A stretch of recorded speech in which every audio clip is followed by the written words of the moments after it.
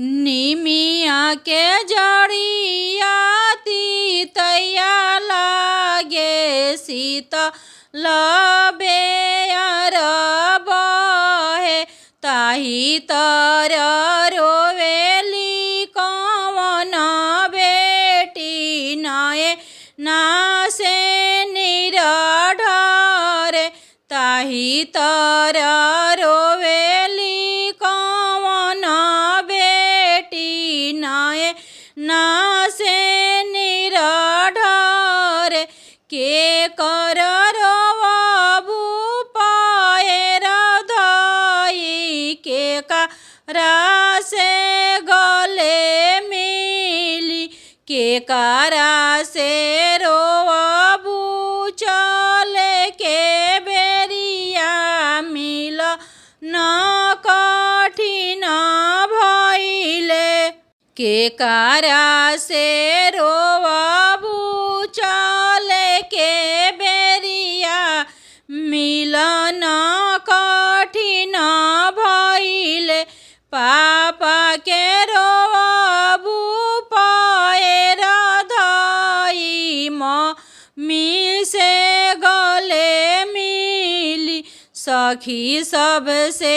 रोवबु चले के बेरिया मिलन कठिन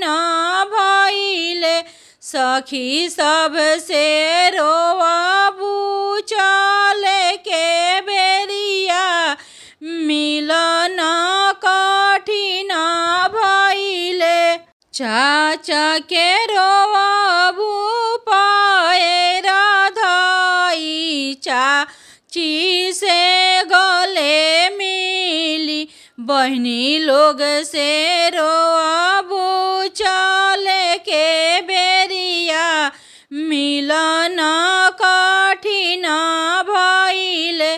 बहनी लोग से रोवबु चले के बेरिया मिलन कठिन भइले भैया के रोवबु पाएर